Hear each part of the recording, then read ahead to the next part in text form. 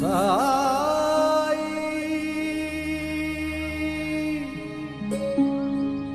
சாய்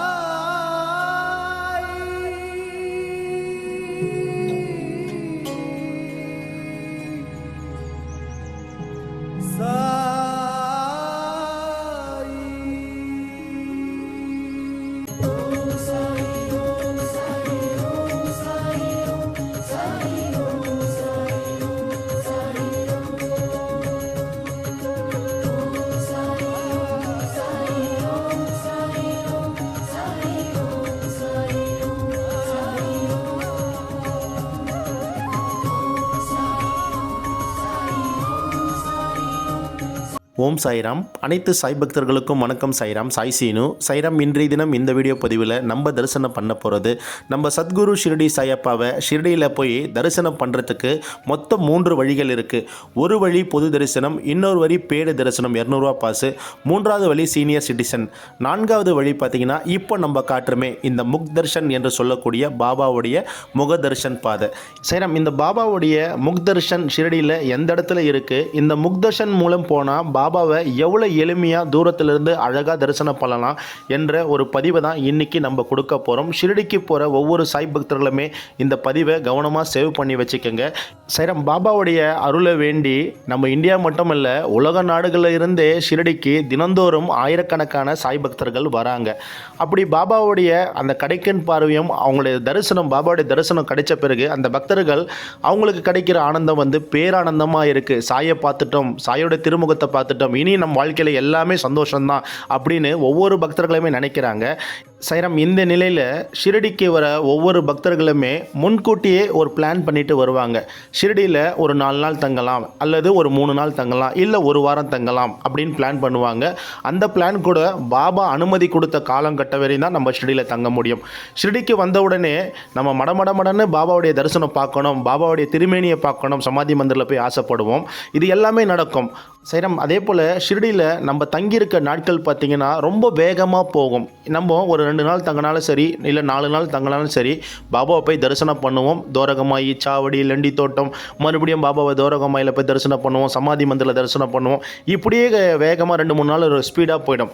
கடைசி நம்ம வீட்டுக்கு போகிற நாள் பார்த்திங்கன்னா நமக்கு காலையில் ஒரு 8-9 மணிக்குனா ஷிரடியிலேருந்து கிளம்பணும். சமாதி மந்திரில் போய் பார்க்குறதுக்கு நம்மளுக்கு ஒரு சிலருக்கு வாய்ப்புகள் இருக்காது பாபாவை போய் தரிசனம் பண்ணுறதுக்கு.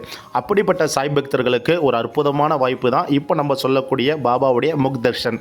சாய்ராம், பாபாவுடைய முக் தர்ஷனம் பார்த்தீங்கன்னா இதுக்கு எந்தவித கட்டணமும் கிடையாது. பக்தர்கள் வந்து காலையில் பாபாவுக்கு வந்து காக்கடா ஆரத்தி பண்ணுவாங்க. இந்த காக்கடா ஆரத்தி முடித்த பிறகு பாபாவுக்கு மங்கள்ஸ்தான் பண்ணுவாங்க. மங்கள்ஸ்தான் முடித்த பிறகு சோட்டா ஆரத்தி, ஷிரடி மாஜே பண்டர்பூர் ஒரு ஆரத்தி போடுவாங்க. இந்த ஆரத்தி முடித்த பிறகு பார்த்திங்கன்னா பாபாவுடைய தரிசனத்துக்காக பக்தர்கள் வந்து அனுமதிப்பாங்க. சாய்ராம், பக்தர்களை தரிசனத்துக்கு அனுமதிக்கிற நேரம் பார்த்திங்கன்னா கரெக்டாக ஒரு 6:30 டைமில் தான் பக்தர்கள் வந்து பாபாவை போய் தரிசனம் பண்ண முடியும் காலையில். ஏன்னா ஏற்கனவே அந்த காக்கடா ஆரத்தியில் பல பக்தர்கள் அங்கே இருப்பாங்க. அதுக்கப்புறமா அந்த பக்தர்கள் எல்லாம் வெளியான பிறகு 1 by 1 6:30 பாபாவை இயல்பாக போய் நம்ம காலையில் நேரத்தில் தரிசனம் பண்ணலாம். அதே 6:30 மணி வாக்கில் பார்த்தீங்கன்னா உங்களுக்கு பாபாவுடைய முக் தரிசனம் பாதையில் போயிட்டு பாபாவை எளிமையாக நம்ம போய் தரிசனம் பண்ணலாம். சாய்ராம், இப்போ முக் தரிசன பாதை ஷிரடியில் எங்கே இருக்குதுன்னு நம்ம பார்க்கலாம். நம்ம இப்போ தோரகமாய்க்கும் சாவடிக்கும் நடுவில் இருக்க அந்த நுழைவாயிலுக்குள்ளே நம்ம போயிட்டுருக்கோம். சாய்ராம், உங்களுக்கு லொக்கேஷன் பார்த்தீங்கன்னா நேராக நம்ம தோரகமாய்க்கும் சாவடிக்கும் இருக்கிற நடுவில் அந்த நுழைவாயில்கிட்ட நீங்கள் வரணும். இந்த நுழைவாயில் கடந்த பிறகு பார்த்தீங்கன்னா இந்த இடத்துல லெஃப்ட் சைடில் வந்து நம்ம காட்டுறோம் பாருங்கள்.